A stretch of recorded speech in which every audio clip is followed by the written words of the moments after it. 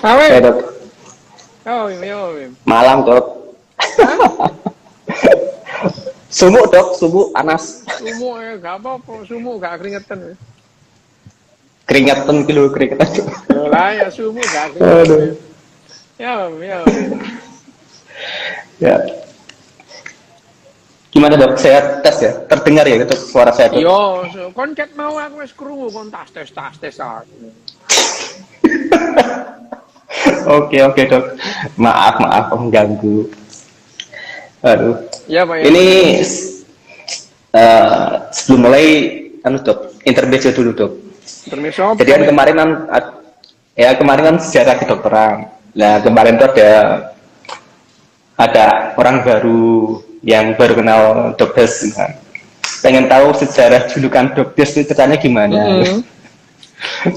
Ya, monggo dijelaskan dulu, Dok. Awalnya itu nang Twitter, Wim. Nang Twitter kan pedes no. Ya kabeh wong tak pedes no, tapi ya nyene pedes ya apa? Ya memang manusia kita ini Homo sapien itu kan masuk dalam keluarga besar yang namanya kerajaan Kingdom of Animalia. Jadi kita ini binatang, ya, terus binatang. Kita masuk dalam film vertebrata, jadi binatang bertulang belakang, ya manusia kita. Tapi binatang bertulang belakang. Nah terus Homo sapien ini masuk dalam yang namanya kelas mamalia, gitu. Nah, itu binatang penyusu, gitu ya. Bukan menyusui, lah kon gak menyusui ya kon ya. Enggak, menyusu, Dok. Enggak, menyusu. Mamalia. Menyusu ya. Nah, binatang mamalia itu binatang menyusu gitu. Nah, kita masuk dalam ordo primata. Primata itu apa?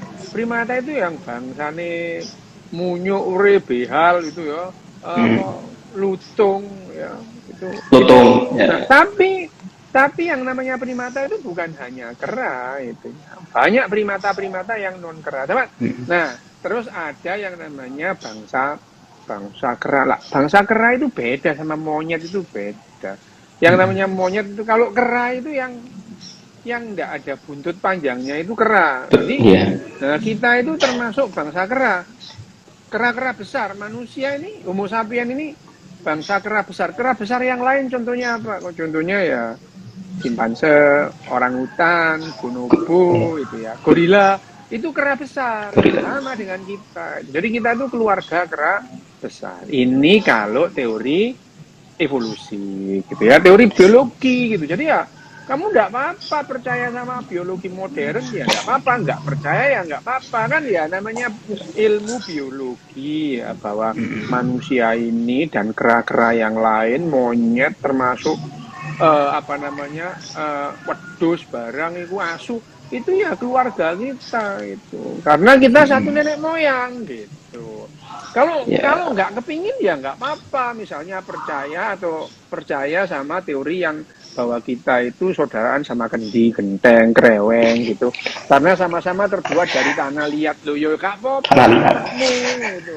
Tapi itu bukan biologi. Nah, karena manusia ini bangsa kera, aku nang Twitter tuh ngomong manusia itu bedes ini. Nah, lama-lama aku sing diceluk Dokdes, ngono yo gak apa-apa juga. Oh gitu. Ya wis gak apa dokter bedes. Oh gitu, siap. Apa ngono em. Oke, Dok. Ya semoga yang kemarin bertanya bisa terjawab, Dok. Aduh. Terus apa? Kan katakan takon apa em? Ya ini lanjut yang kemarin, Dok ya. Nah, kemarin kan langsung ke sejarah kedokteran modern yang sekarang gitu kan. Nah, sebetulnya saya mau kemarin kan belum dijelaskan siapa sih yang mempromosikan atau mengajak biar kedokteran itu kembali ke sains. Itu, dan siapa yang mengajak pertama kali, atau inisiator itu siapa inisiatornya, dan yang membedakan antara yang membedakan kedokteran sebelum kembali ke sains dan setelah kembali ke sains itu apa bedanya? Apakah di metode pengobatannya atau Kemarin Monggo. kita sudah cerita ya, Wim, bahwa yang namanya Hippocrates itu adalah pelopor kedokteran gitu ya. Bahwa kalau ada masalah dengan kita, yang bermasalah itu tubuh kita gitu ya. Itu adalah Hippocrates ya, Hippocrates belum Masehi itu ya. Jadi dia itu sudah dia yang pertama kali mengatakan, jadi kalau ada orang sakit itu bukan karena kesurupan atau bukan karena ditapuk demit gitu ya, apa kemudian apa sawanan gitu. Enggak, jadi kalau ada yang sakit itu, kalau ada orang yang sakit, yang tidak beres itu adalah tubuh kita. Itu adalah Hippocrates. Hippocrates. Ya. Hippocrates. Hanya saja ya, zamannya Hippocrates sampai zamannya Ibnu Sina itu biologi itu belum seperti sekarang. Ibnu Sina itu nggak tahu kalau ada pembuluh darah, itu nggak tahu itu. Nggak tahu itu. Kalau pembuluh darah dan apa namanya sistem pembuluh darah, terus kemudian dari jantung ada kapilernya itu abad ke-17 baru abad ke-16 baru dipahami. Jadi kita itu ada yang namanya darah itu dipompa dari jantung ke pembuluh darah itu ya. William Harvey itu baru. Jadi jangan bayangkan yang namanya Ibnu Sina itu ngerti loh. Ini loh fungsinya lever itu apa itu ya. Ada kolon ascending. Loh, dalam Ibnu Sina juga nggambar sih apa namanya anatomi, tapi ya ngawur gitu ya. Karena ya mungkin ya waktu itu ilmu yang namanya keterbatasan ya. Keterbatasan itu ya. Mungkin dipadak nombek wedhus misalnya ya, wedhus dibuka kira-kira menungso yang ini gitu ya. Itu tapi bagaimanapun juga yang namanya Hippocrates dan Ibnu Sina itu pelopor kedokteran gitu ya. Ya belum modern tapi kedokteran gitu ya. Kedokteran bahwa kalau ada seseorang yang sakit itu masalahnya di fisiknya, itu bukan karena terus kemudian misalnya penunggu kurang ibadah gitu. Ya, penunggu pohon simbukan marah terus kamu dibikin sakit gitu. Itu bukan kedokteran. Nah, jadi yang pertama kali mempelopori bahwa kalau ada orang sakit yang bermasalah ya tubuhnya gitu ya. Hanya saja yang kemarin kita sebutkan bahwa ya yang namanya Hippocrates itu sudah tidak meyakini lagi kalau ada gendruwo, jin, periprayangan, tetean, banaspati yang membuat orang sakit itu. Tidak ada yang sakit ya tubuhnya. Hanya saja waktu itu juga dia membuat keyakinan baru gitu ya. Keyakinan baru bahwa yang namanya orang manusia ini dalam tubuhnya ada 4 cairan. Kita sudah bicara ya. Itu keyakinan nggak ada dasarnya sama sekali gitu ya. Bahwa kalau 4 cairan ini seimbang, orang dalam keadaan baik-baik saja. Tapi kalau 4 cairan ini ada bermasalah, dia akan sakit. Bahkan mereka sudah membuat itu juklaknya itu apa SOP-nya kalau ada orang sakit misalnya. Iya, misalnya gini. Misalnya kalau ada orang tumornya itu merah, ada lukanya. Yang diambil darah hitamnya itu jauh dari benjolan. Loh gitu. Dasarnya apa? Ya ngarang gitu. Ya ngarang, itu keyakinan. Jadi akhirnya ya meskipun tidak Hippocrates, Ibnu Sina itu sudah tidak lagi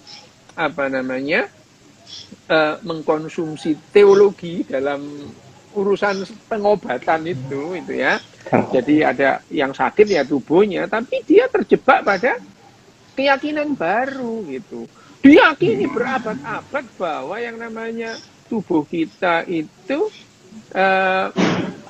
tubuh kita dibuat oleh dipengaruhi oleh 4 cairan itu.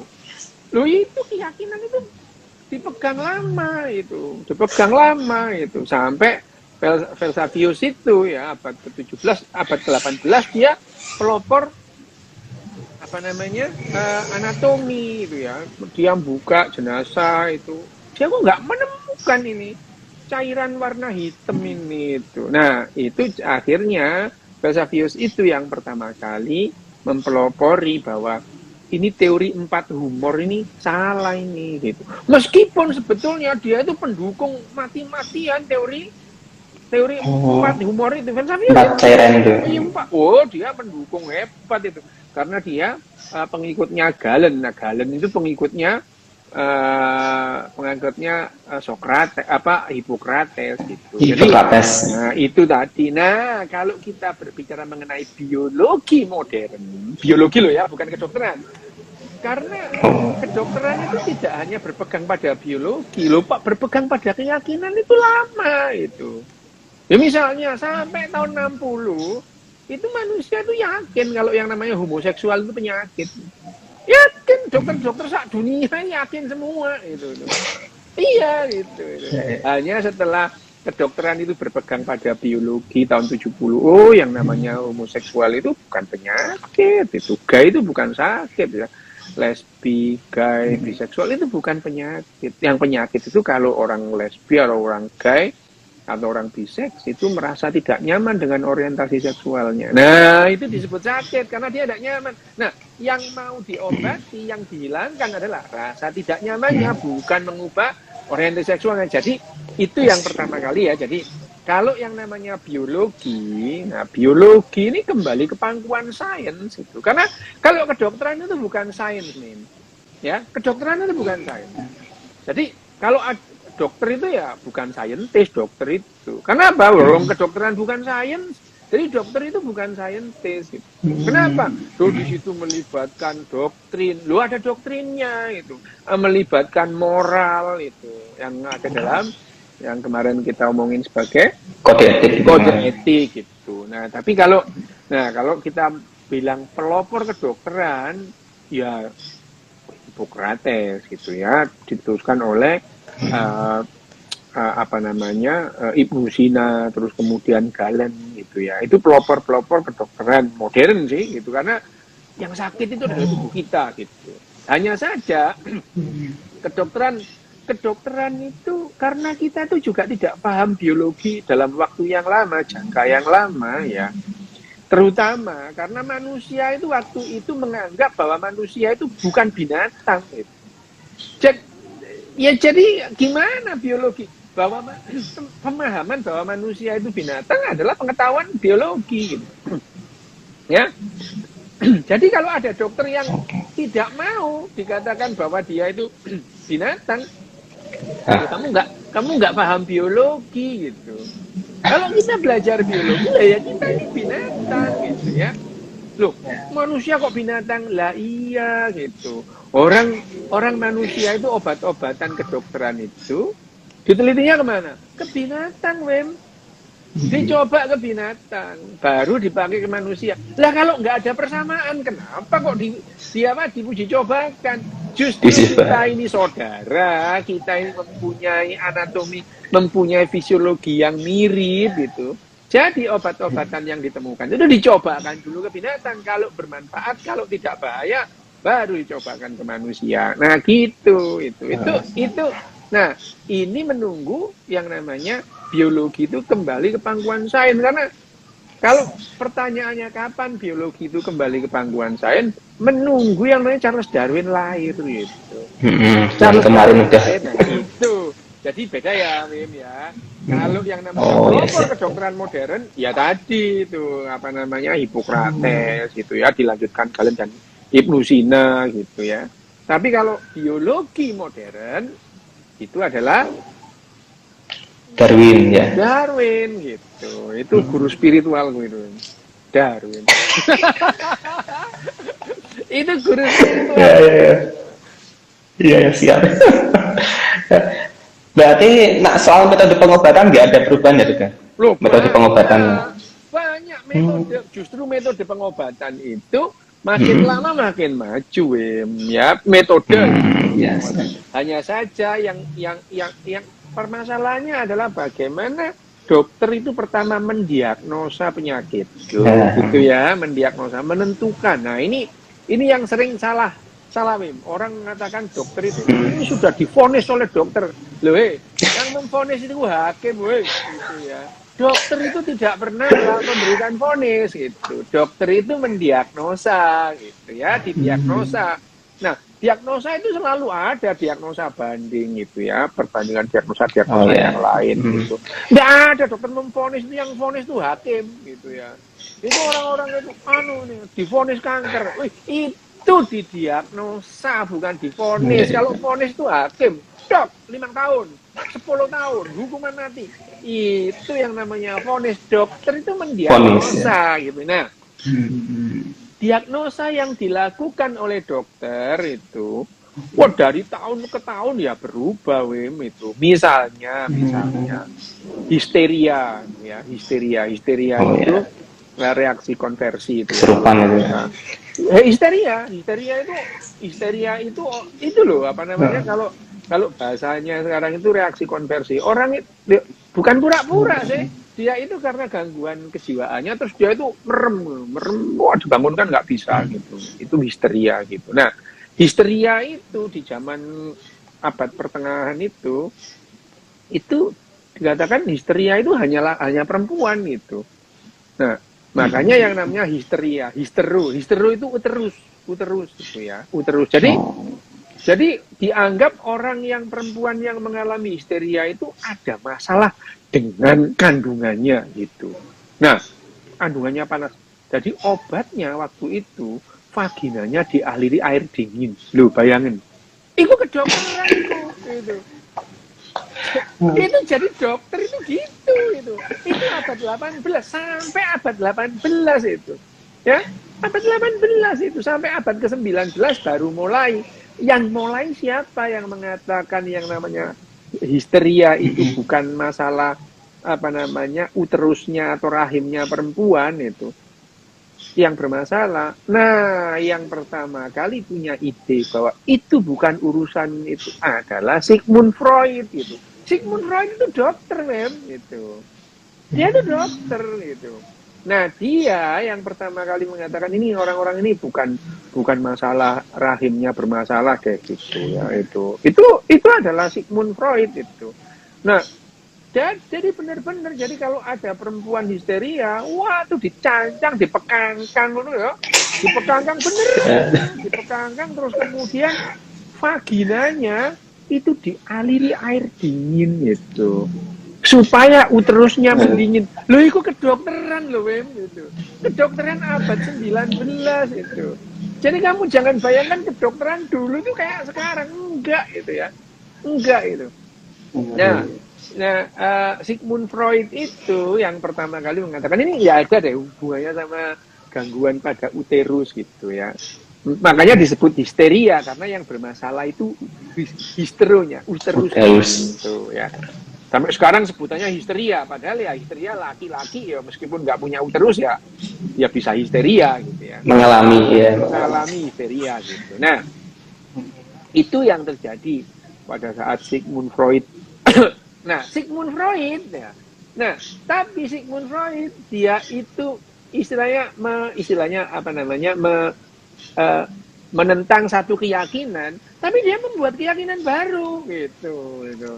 Membuat keyakinan baru gitu. Nah, Sigmund Freud percaya banget bahwa orang yang histeria itu obatnya adalah dihipnotis itu. Jadi yang namanya Sigmund Freud itu pergi ke Wina untuk belajar hipnotis itu.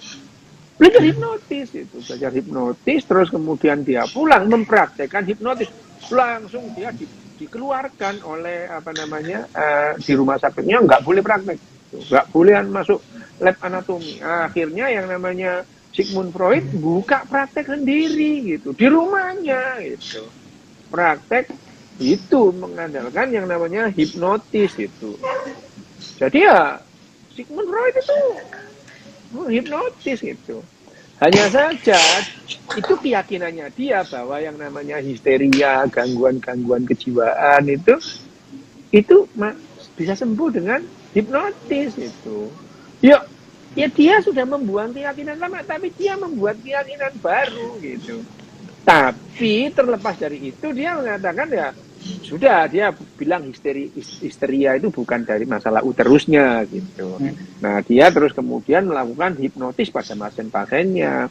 Banyak pasien-pasiennya yang mengalami histeria itu setelah dihipnotis itu mengalami perbaikan. Tapi timbul masalah baru. Cewek-cewek yang histeria itu naksir, jatuh cinta sama yang namanya Sigmund Freud karena hadap-hadapan itu. Nah, terus dia gimana ya caranya? Nah, akhirnya dia membuat yang namanya psikoanalisa itu. Pasiennya duduk menghadap ke sana, tidak menghadap dia di belakangnya nanya, loh ya. Atas dasar apa? Ya ngarang-ngarang aja sih, Wim itu. Perdebakan gitu ya. Perdebakan.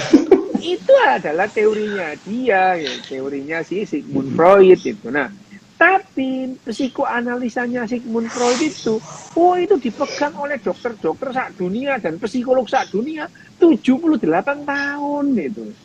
Bayangin aja itu. 78 tahun sampai akhir tahun 60-an. Tahun 69 pada saat ditemukan bahwa lithium itu bisa menyembuhkan yang namanya histeria dan depresi itu. Langsung itu yang namanya teori psikoanalisa Freud langsung buyar, langsung runtuh. Nah itu ya. Jadi kalau bertanya bahwa apakah metode pengobatan itu tetap enggak, berubahnya itu luar biasa gitu ya, luar biasa. Makin lama yang namanya metode pengobatan itu makin bagus gitu. Nggak usah misalkan gini di dunia aku ini bedah saraf ini gitu ya. Bedah saraf. Kalau dulu aku pertama kali lihat orang kepalanya dibuka itu koncoku kos-kosan mem itu. Karena kok bisa? Kak Dodo ambil steak biliar. Aku nggak sengaja beneran itu. Gitu. Jadi main biliar ya. Ini aku cerita deh. Aku main biliar, temanku itu teman tak. Loh sebetulnya aku mukul itu ya nggak ku kenakan itu. Ku kenakan sampingnya. Lah kok arek ini Bang? Gua kena teman cedak gitu. Ya. Cedak kenceng gitu. Yang pertama kali kan dia nggak apa-apa, terus sak jam kemudian semaput di meja biliar semaput. Langsung ku bawa ke UGD. Di UGD langsung dok minta tolong dok, ini teman saya. Ini kenapa? Ini saya pukul. Loh, kamu kok mukul? Enggak sengaja dok gitu. Akhirnya dioperasi itu. Nah, itu pertama kali aku lihat kepalanya dioperasi. Oh, wah, tidak seperti sekarang. Kalau dulu operasi itu yang namanya epidural hematom itu tulangnya diambil semua. Wah, dikremusi. Nah, sekarang dibuka gitu ya. Dibuka nih. Nah, sekarang alat-alat khusus itu lebih bagus. Jadi ya kalau yang dinamakan metode pengobatan itu ya itu dari tahun ke tahun itu mengalami kemajuan. Bahkan sekarang Mim ya itu ya misalkan operasi tulang belakang leher gitu itu. Sekarang dan 10 tahun yang lalu udah beda jauh gitu. Udah beda jauh. Nah, itu adalah perkembangan kedokteran. Jadi ya masalahnya adalah misalnya Wim itu dokter nih lulusan tahun 2000 atau lulusan tahun 95. Terus dia itu tidak pernah lagi belajar melihat pengobatannya itu gimana, operasinya gimana. Dia juga nggak tahu Wim itu. Kalau ditanya ya bayangannya itu operasi seperti waktu dia mahasiswa dulu, orang dia nggak pernah lihat operasi gitu. Iya, apalagi kalau dia tidak update itu ya, tidak update ilmu itu, wes apa maneh gitu.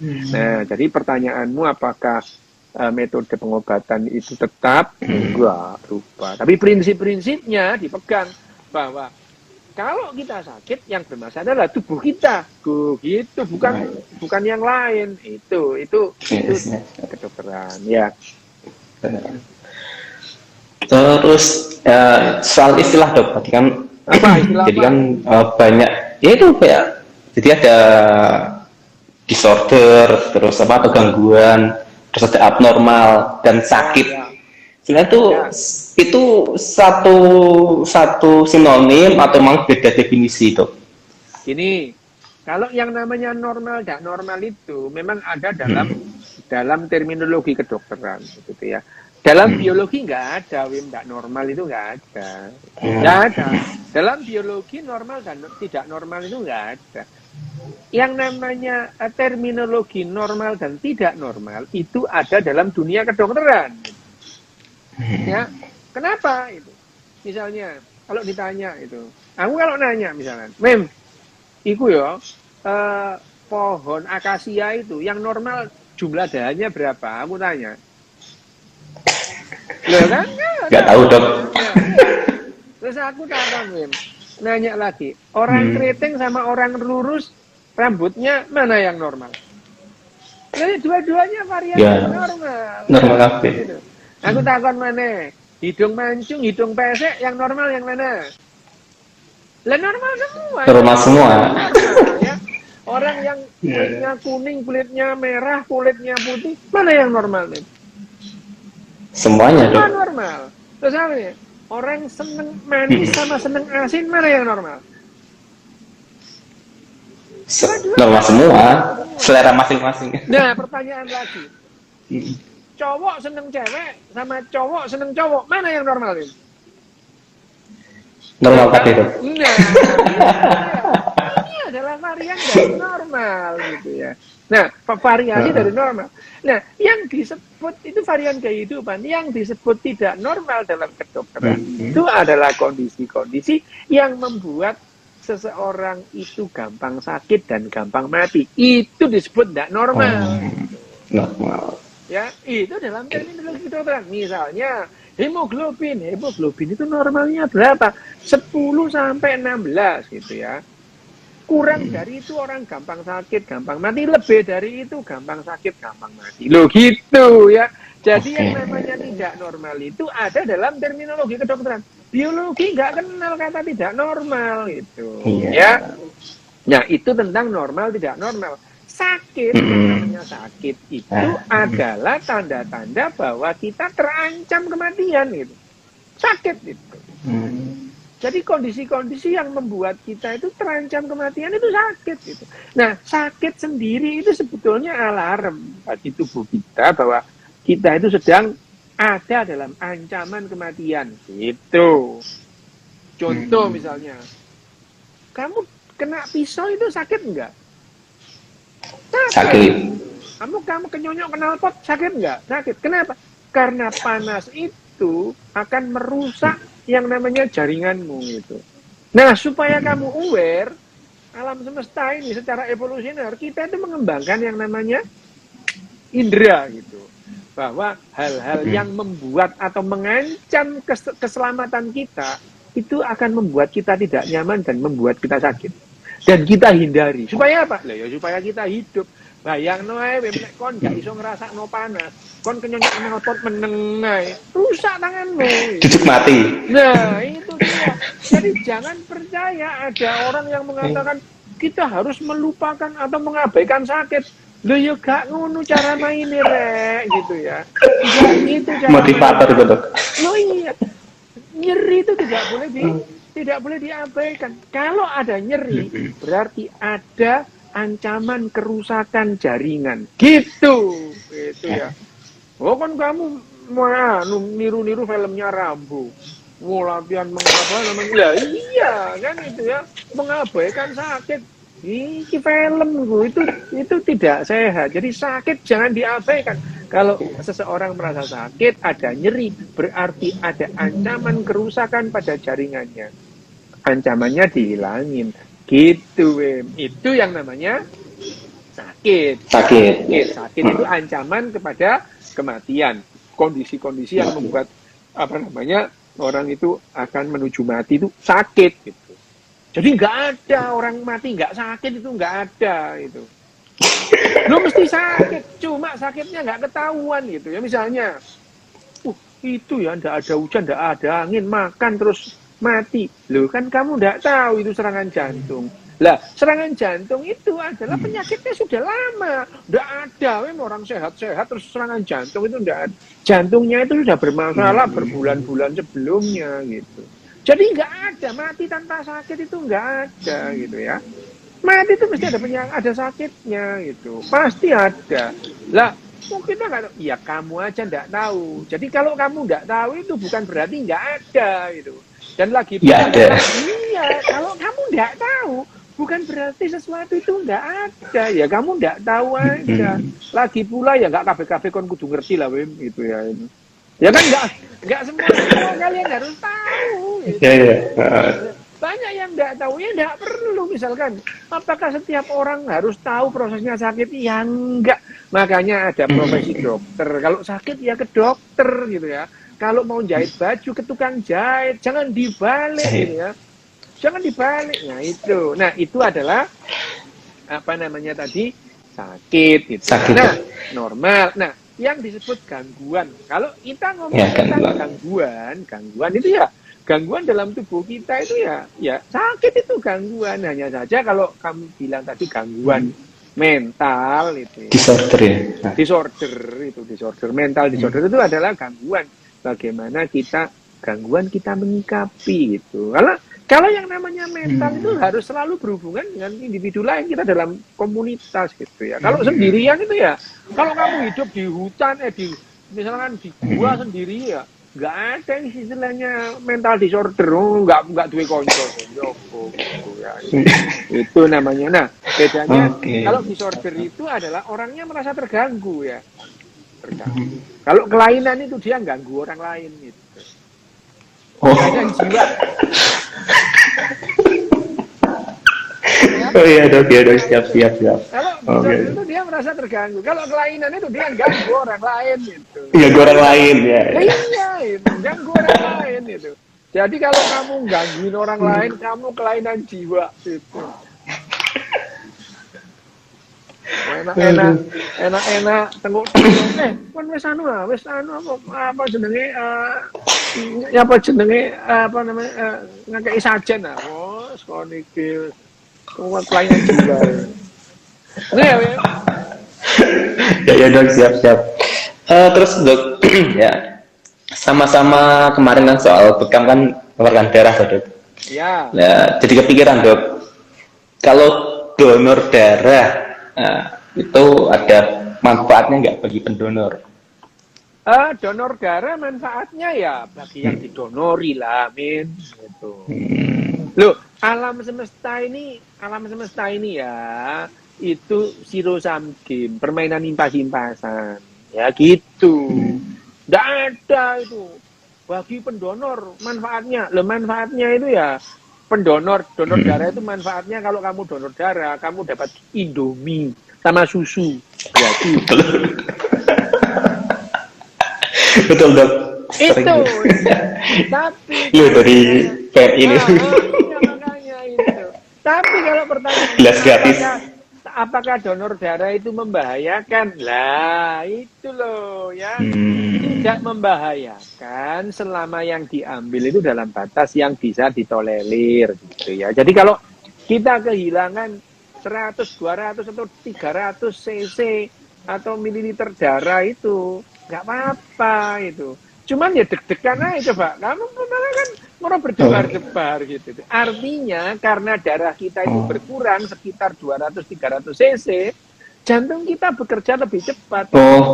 Lebih cepat ya? Iya, untuk memompa gitu. Kalau kemudian kita merasa kedinginan, ya wajar. Tapi pertanyaannya, apakah itu bahaya? Tidak membahayakan. Gitu. Tapi apakah memberikan manfaat? Untuk apa? Untuk tubuhnya? Ya enggak lah, memang darahnya dikeluarin kok gitu ya.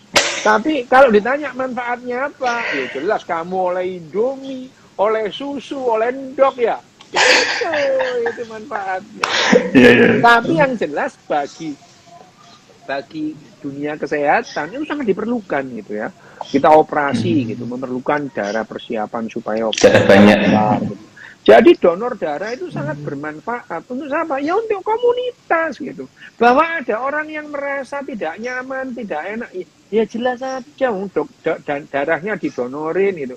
Sebetulnya ya tidak sepadan loh ya. Darah 300 cc terus diganti Indomie gitu. Ya enggak sepadan. Beda gitu. Tapi tujuannya kan bukan tukar menukar gitu ya. Kita tujuannya bukan tukar menukar, tujuannya itu ya lumayan lah, lumayan ya, supaya ada hiburan dikit gitu ya. Dan manfaatnya jelas. Kalau manfaatnya donor darah bagi yang menerima, wah itu sudah jelas manfaatnya. Ya, gitu. Tapi ya terus donor darah menyehatkan, kon kulo cari sopo ngono ya itu. Tapi kalau tidak menyehatkan, tapi juga tidak membahayakan gitu loh. Ya kalau menyehatkan itu, ayo kita donor darah supaya sehat. Loh nggak ngono cara main itu, gitu ya itu.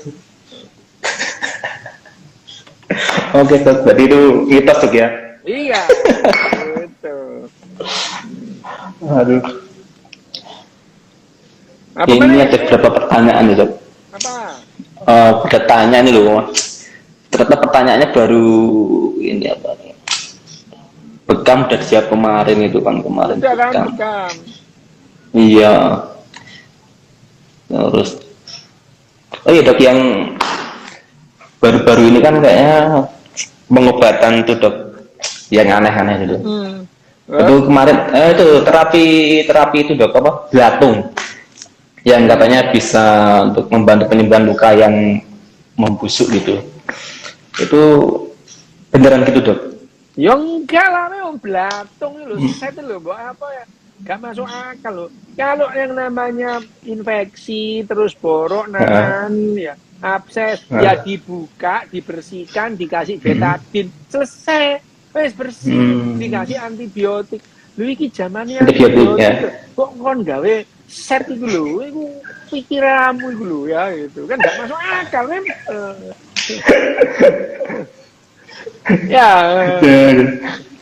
Ya kan teman, bayangin aja, belatung itu larva, ya bener kan? Iya, larva ya. Larva itu makan, lu kue malah borokmu dipangan larva, ono sete lo, malahan ya, kalau dulu ya, sampai tahun 90 tahun 80, aku kan wajib kerja sarjana aku dulu wajib kerja sarjana itu di Kalimantan. Di Kalimantan Timur itu ya. Nah, ada orang sakit ininya, tapi dia nelayan gitu. Jadi dia itu nelayan dalam proses dia berlayar itu ya, mencari ikan berlayar gitu ya. Memang orang perahu orang perahu. Dia berlayar itu 21 hari. Ininya waktu itu ada luka di lehernya itu, di lehernya. Waktu sampai ke rumah sakit, tak pegang-pegang ini kok seperti apa? Waktu tak periksa gini, ini kok ada sesuatu seperti tumor gitu ya. Bergerak gitu ya? Ya enggak, dipegang-pegang ini kok ini tumor, tapi tumor kok aneh gitu. Benjolan itu ya? Benjolan. Tak buka, set, di sini belatung. Ada 32 belatung di sini. Belatung itu. 32. Gede itu. Makanya setelah diumar, belatungnya itu kempes gitu. Nah, ngono kok dipakai terapi gitu ya opo sih, enggak jelas wong-wong itu ya. Ya. Gitu. Jadi ada belatung, ada larva di situ menunjukkan bahwa itu kotor, tidak bersih gitu ya. Nah, dan nanahnya setelah dibersihkan dikasih betadine 3 hari ya udah sembuh, kering, udah nggak sakit lagi. Gitu ya, gitu. Nah, kalau seandainya mungkin kita nggak menemukan antibiotik, membersihkan luka yang paling gampang tuh dengan apa? Nah, iya memang dulu ya sebelum era antibiotik ini cerita tentang orang yang namanya Semmelweis gitu ya, Semmelweis ini dokter, ini pertama kali orang yang mempunyai konsep septik aseptik gitu. Jadi kalau kita bersih, aseptik itu infeksi itu bisa dikurangi, bisa diturunkan. Itu namanya Semmelweis. Semmelweis ini sebetulnya dokter yang bekerja di bagian kebidanan gitu ya. Semmelweis itu. Nah, Semmelweis ini dia itu mengamati itu ya. Ini perempuan-perempuan, ibu-ibu hamil yang melahirkan ditolong oleh dokter lebih banyak yang mati ketimbang ditolong bidan gitu. Nah, Semmelweis itu dokter Inggris ya, dipikirnya ini mesti ada, ini ada yang membedakan apa ini? Tentu ada hal yang logis yang membuat kenapa orang ditolong dokter lebih banyak yang mati ketimbang ditolong bidan melahirkannya gitu. Nah, Semmelweis mengawati perbedaan perilaku dokter sama bidan itu apa? Yang utama, dokter itu melakukan bedah jenazah, bedah mayat. Ya, dokter melakukan bedah mayat. Nah, yang beda itu, bidan tidak. Ini jangan-jangan ada hubungannya dokter yang habis bedah mayat langsung pegang pasien gitu. Nah itu. Zaman segitu nggak ada aturan habis megang jenazah ya megang pasien. Cuci tangan. Nggak pakai gitu. Nggak pakai. Nah, akhirnya si Semmelweis itu membuat kebijakan dokter-dokter yang mau menangani pasien dia itu harus mencuci tangannya dengan klorin, dengan Baiklin gitu loh. Baiklin. Jadi dokter-dokter sebelum menangani pasien harus mencuci tangannya dengan Baiklin, dengan klorin gitu. Lah, dengan demikian dalam waktu 1 bulan angka infeksi itu menurun, angka kematian menurun itu. Berarti ada hubungannya gitu. Akhirnya yang namanya Semmelweis itu mewajibkan semua tenaga kesehatan, entah dokter, entah perawat itu dia harus mencuci tangan sebelum megang pasien itu. Mencuci tangannya dengan klorin itu zaman itu tahun abad ke-17 ya.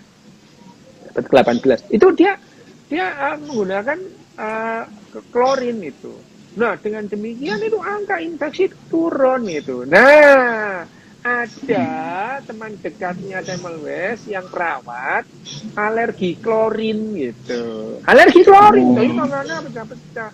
Nah, kebetulan Semmelweis itu berteman sama Goodyear. Goodyear itu pengusaha karet gitu. Goodyear itu pengusaha latex. Nah, dia pesen sarung tangan untuk temen ceweknya ini gitu. Nah, setelah ceweknya itu pakai, semua kepingin pakai gitu loh. Akhirnya itu ya. Nah, itu Semmelweis ini pelopor teori septik aseptik. Jadi kalau orang itu tak dibersihkan itu dokter kalau mencuci tangan bersih terus kemudian dia melakukan tindakan itu akan menurunkan angka infeksi. Nah, terus muncullah obat-obat atau larutan-larutan untuk membunuh atau mengurangi kuman-kuman di permukaan. Kuman-kuman. Ya seperti betadin segala itu ya. Dulu klorin terus kemudian obat merah dulu itu aja itu juga untuk membersihkan. Nah, tapi kalau cairan infus dok ya NaCl itu. Kalau NaCl itu kan tubuh kita itu mengandung NaCl 0,9%. Ya. Jadi kalau kekurangan itu kita dimasukkan. Tapi itu untuk kurang cairan. Tapi yang namanya antiseptik ya kayak alkohol itu kan antiseptik. Itu ya tidak lantas kalau kamu sakit tipes kamu minum alkohol tipesnya hilang ya enggak itu ya. Nah, jadi antiseptik itu bukan membunuh kuman yang ada dalam tubuh kita. Nah, akhirnya tahun 30-an, 37 tepatnya itu ada seorang yang bernama Alexander Fleming secara tidak sengaja menemukan antibiotik yang namanya penisilin. Nggak sengaja. Penisilin ya.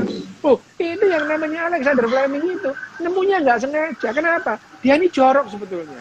Kalau Alexander Fleming nggak jorok, nggak ketemu itu yang namanya nggak ada. Ini beneran itu. Alexander Fleming itu jorok, dia itu kotor gitu kalau kerja. Jadi dia itu kerja di bagian petri dish gitu, membuat ada membiakkan kuman gitu. Nah, petri dish-nya itu, cawan petrinya itu dia terkontaminasi oleh jamur gitu. Karena dia jorok gitu. Nah, pada suatu saat dia itu melihat ini ya ada kalau jamur-jamur tertentu itu di sekitarnya itu bakteri nggak tumbuh gitu. Dia mikir, nah karena dia itu dokter ya, bukan ahli klinik gitu ya, berarti bahan-bahan yang dihasilkan oleh jamur ini bisa membunuh beberapa kuman itu. Nah, itu karena yang namanya jamurnya itu jamur penicillium, nanti bahan aktifnya itu disebut penicillin. Itu tahun 37 ya. Jadi itu jadi 100 tahun yang lalu itu ya, tahun 1922 itu. Ini yang namanya antibiotik belum ketemu, belum tahu kita ada antibiotik gitu ya. Itu yang namanya antibiotik. Nah, sebelum ada antibiotik itu, wah, infeksi itu betul-betul momok nih, itu ya. Tipes mati, kolera mati, ya mati semua gitu ya. Waduh, itu betul-betul infeksi gara-gara kuman itu adalah musuh manusia nomor 1 itu ya. Selain kelaparan dan perang, itu membunuh jutaan orang itu, orang kalau sakit infeksi itu ya. Nah, apalagi kalau infeksi virus tertentu menyerang paru-paru, nah itu bukan hanya infeksi virus, bakterinya juga ikut-ikutan itu. Nah itu yang namanya, itu zaman sebelum antibiotik itu, waduh, orang mau tak mati aja itu ya, mau sakit mati. Bener itu, pandemi 100 tahun yang lalu, flu Spanyol, 120 juta orang mati. Itu 15% penduduk dunia itu. Nah, setelah ketemu antibiotik, terus kemudian ada antibiotik, ada cefalosporin, ada generasi 1, generasi 2 lah ya, makin lama makin bagus lah kita menghadapi infeksi ini. Ya, dia pandemi yang sudah hampir selesai ini membunuh 6 juta orang dari 7,9 miliar orang. Nggak sampai 0,1% itu ya. Ya, itu adalah prestasi manusia dalam menghadapi infeksi, menghadapi pandemi yang sebelumnya itu mengerikan, jutaan orang meninggal itu. Abad ke-14 itu di Eropa itu 2/3 penduduk Eropa mati itu. Ini karena pandemi itu. Nah, sekarang 0,1% populasi manusia mati gara-gara COVID-19. Pandemi memang gitu ya. Tapi ini sudah menunjukkan bahwa manusia sudah berhasil itu mengalahkan virus pandemi ini. Demen. Kurang berapa menit, Nen? 5 menit, Dok. Oh, oke. Ya. 5 menit. Ya, jadi gini, Dok. Jadi kan banyak beredar di masyarakat masuk NaCl dan air garam kan bisa kalau orang sakit kulit gatel gitu, budikan katanya bisa sembuh kalau dibawa direndam air garam atau air laut gitu. Ya enggak lah, Wim. Budikan itu karena kuman, ya kumannya dikasih obat lah, Wim, gitu ya. Yang namanya sakit kulit itu kan ya macam-macam, bisa karena jamur, bisa karena bakteri, bisa karena yang namanya alergi, parasit, bisa karena alergi gitu. Ya air laut ya bukan obatnya, Wim, itu. Ya enggak. Kalau kita membersihkan ya mungkin gitu. Ya gitu. Jadi untuk yang bertanya tadi kan banyak masalah otak terus saraf, nanti mungkin akan disambung di lain waktu yang khusus membahas itu ya, Dok ya. Ya, oke, Mem. Ya, makasih, Dok, untuk malam hari ini. Terima kasih untuk yang menonton hari ini. Lanjut minggu depan. Ya. Ya, makasih, Dok. Makasih semuanya. Yuk. Selamat malam semuanya.